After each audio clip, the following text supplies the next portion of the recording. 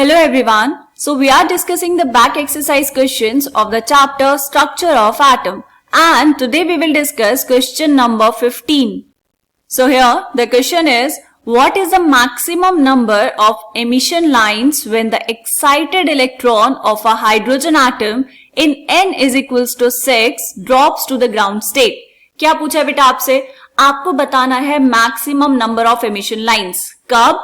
अगर कोई electron excite होके n इज इक्वल्स टू 6 में चला गया है तो क्या होगा बेटा, वहां से वो वापस ग्राउंड स्टेट्स में आने की कोशिश करेगा, है ना. तो n इक्वल्स टू 6 से अगर n इक्वल्स टू 1 में उसको आना है तो बीच में बहुत सारे ट्रांजिशंस पॉसिबल हैं, एंड हर एक ट्रांजिशन के लिए एक एमिशन लाइन आपको मिलने वाली है. तो आपको बताना है कि maximum number of emission lines कितनी होंगी.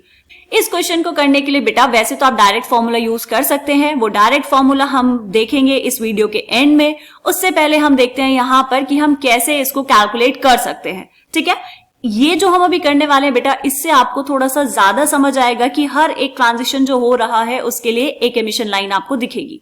यहाँ पर चेक करेंगे बेटा, अगर हम बात कर रहे हैं कि इलेक्ट्रॉन है n इज इक्वल्स टू 6 में, इलेक्ट्रॉन अभी यहाँ पर है, यहां से उसको आना है n इक्वल्स टू 1 में, तो आने के बहुत सारे रास्ते हैं बेटा. कौन कौन सा रास्ता है देखो. कैसे आ सकता है बेटा, या तो ये n इक्वल्स टू 6 से सीधा आए n इक्वल्स टू 5 पर, ठीक है, या फिर क्या हो सकता है n इक्वल्स टू 5 से आए n इक्वल्स टू 4 पर, यहां पे भी आ सकता है. ओके, फिर 4 से 3 पर, एक एक स्टेप करके नीचे आना है ना. जैसे आप स्टेयर्स उतरते हैं बिल्कुल वैसे ही इलेक्ट्रॉन भी आ रहा है, एक बारी में एक स्टेप. ठीक है, समझ आया. ओके, और कैसे आ सकता है बेटा, देखो नेक्स्ट पॉसिबिलिटी क्या है. और पॉसिबिलिटी ये है कि ये यहां से n इक्वल्स टू 6 से आए n इक्वल्स टू 5 पर, और फिर यहां से n इक्वल्स टू 5 से सीधा आ जाए n इक्वल्स टू 3 पर, ऐसा भी तो कर सकता है. फिर उसके बाद n इक्वल्स टू 3 से सीधा आ जाए यहां पे n इक्वल्स टू 1 पे, ये भी पॉसिबिलिटी है. राइट, पहले हम पॉसिबिलिटीज बना लेते हैं बेटा, फिर देखेंगे नंबर ऑफ एमिशन लाइंस कितनी होंगी, है ना, क्योंकि इसमें कुछ लाइंस रिपीट भी होंगी. जैसे यहां पर अभी आया है 6 से 5 पर और ये वाला भी 6 से 5 पर, तो इन दोनों के लिए जो एमिशन लाइन होगी वो एक ही होगी, डिफरेंट एमिशन लाइंस नहीं होंगी. ठीक है, तो वो हम चेक करेंगे बाद में, पहले सारी पॉसिबिलिटीज अभी हम देख लेते हैं. ओके, तो ये पॉसिबिलिटीज हो सकती है. और क्या होगा बेटा, और हो सकता है कि ये सीधा सीधा आए 6 से 5 पर, ठीक है, और 6 से 5 पर आने के बाद अब क्या पॉसिबिलिटी है, 5 से डायरेक्टली आ जाए यहां 2 पर, n इक्वल्स टू 2 पर आ गया, और उसके बाद n इक्वल्स टू 2 से आया बेटा n इक्वल्स टू 1 पर. उसके अलावा और क्या हो सकता है, देखो अब ये n इक्वल्स टू 6 से n इक्वल्स टू 5 पे ना आके सीधा आ जाए n इक्वल्स टू 4 पर, यहां से ये आया बेटा n इक्वल्स टू 4 पर. ओके, फिर उसके बाद 4 से कहां आना है, इसको नीचे ही आना है, तो 4 से लेट से ये आ गया n इक्वल्स टू 2 पर, यहां पर भी तो आ सकता है. ओके, और फिर यहां पे 2 से सीधा आ जाएगा 1 पर, ये वाली पॉसिबिलिटीज भी है. ठीक है, समझ आ गया. ओके, उसके बाद क्या हो सकता है बेटा, उसके बाद पॉसिबिलिटी है कि ये आए n इक्वल्स टू 6 से n इक्वल्स टू 3 पर, फिर n इक्वल्स टू 3 से आए n इक्वल्स टू 2 पर, और फिर यहां से आए n इक्वल्स टू 1 पर, ये वाली पॉसिबिलिटी भी है. या फिर ये हो सकता है कि n इक्वल्स टू 3 से डायरेक्टली नीचे आ जाए, तो वो हम ऑलरेडी बना चुके हैं, तो उसको दोबारा रिपीट करने का कोई मतलब नहीं है. ठीक है, इतना समझ आ गया बेटा. और क्या पॉसिबिलिटी है, देखो हो सकता है ये डायरेक्टली आए 6 से कहां पर बेटा, 2 पर, 6 से 2 पर आ गया, और फिर यहां से 2 से आ जाएगा 1 पर. ओके, और पॉसिबिलिटी ये है कि ये डायरेक्टली आ जाए n इक्वल्स टू 6 से n इक्वल्स टू 1 पर, यहां पर भी तो आ सकता है. ठीक है, और क्या पॉसिबिलिटी है बेटा, ये आए n इक्वल्स टू 6 से n इक्वल्स टू 4 पर, और उसके बाद सीधा n इक्वल्स टू 4 से n इक्वल्स टू 1 पर. और पॉसिबिलिटी क्या हो सकती है, देखो ये यहां से जाए इलेक्ट्रॉन n इक्वल्स टू 6 से n इक्वल्स टू 5 पर, ये लाइन ड्रॉ करेंगे यहां पर, और उसके बाद ये जाएगा 5 से सीधा 1 पर. ठीक है, ये वाली पॉसिबिलिटी भी हो सकती है, ये वाला ट्रांजिशन भी पॉसिबल है. ओके, अब हमने सारी पॉसिबिलिटी, सारे पॉसिबल ट्रांजिशंस यहां पर मार्क कर लिए बेटा. बाकी जो आप करेंगे वो सारे के सारे अब रिपीट वाले आएंगे. ठीक है, उनका हमें कुछ नहीं करना, क्योंकि हर एक यूनिक ट्रांजिशन के कॉरस्पॉन्डिंग आपको एक वेवलेंथ मिलेगी और उसी के कॉरस्पॉन्डिंग एक एमिशन लाइन. तो आपको यहाँ पर चेक करने हैं कि कितने ट्रांजिशंस यहाँ पर होंगे जिनके कॉरस्पॉन्डिंग आपको यूनिक लाइंस मिलेंगी. ठीक है बेटा, चलो चेक करेंगे. This is first line, this is second, ये थर्ड, ये fourth, and this is fifth.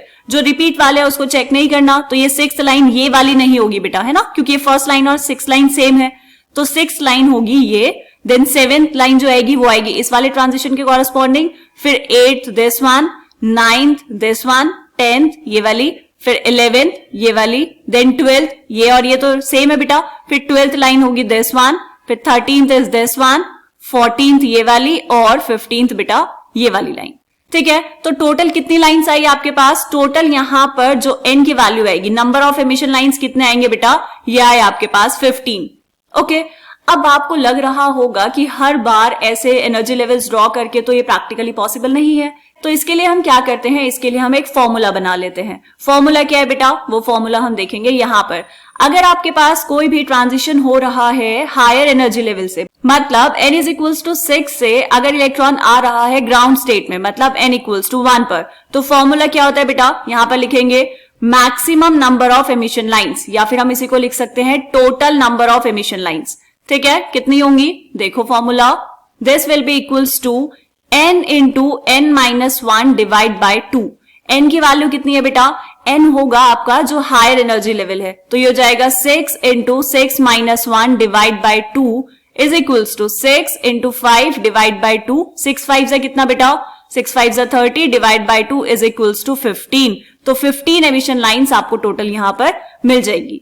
ठीक है, इसको आप और कैसे देख सकते हैं बेटा? देखो, अगर हर बार एनर्जी लेवल्स बनाकर ऐसे ट्रांजिशंस देखना प्रैक्टिकली पॉसिबल नहीं है या फिर आपके लिए फिजिबल नहीं है, तो आप इसको और कैसे चेक कर सकते हैं? देखो यहां पर लिखेंगे बेटा, हमें ट्रांजिशन चेक करना है n इज इक्वल्स टू 6 से, तो क्या क्या पॉसिबिलिटीज हैं? n इक्वल्स टू 6 से इलेक्ट्रॉन आ सकता है 5 पर, 4 पर, 3 पर, 2 पर एंड 1 पर। तो 6 से जितने ट्रांजिशन से हमने सारे करा दिए। उसके बाद अगर इलेक्ट्रॉन 6 to 5 आएगा तो 5 से कहां जा सकता है बेटा? 4 3 2 1। तो हर एक ट्रांजिशन के लिए आपको एक लाइन मिल जाएगी। फिर 4 से कहां जाएगा बेटा? 3 2 1। फिर 3 से कहां पर?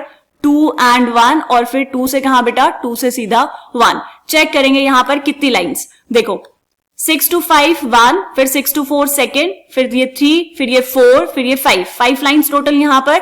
फिर 6 7 8 9 10 11 12 13 14 एंड टोटल 15। यहां पर चेक कर लेंगे 6 से जो ट्रांजिशंस होंगे वहां आपको मिलेंगी 5 लाइंस, यहां पर टोटल मिलेंगी 4 लाइंस, यहां पर 3, यहां पर 2 एंड यहां पर 1। जब आप इनको टोटल ऐड करेंगे बेटा तो ये भी आएगा 15। ठीक है, तो आप कैसे भी काउंट कर सकते हैं, आप जैसे भी करेंगे आपको बस समझ आना चाहिए। क्लियर बेटा? तो ये था क्वेश्चन नंबर 15। मिलते हैं नेक्स्ट क्वेश्चन में, तब तक के लिए बाय बाय।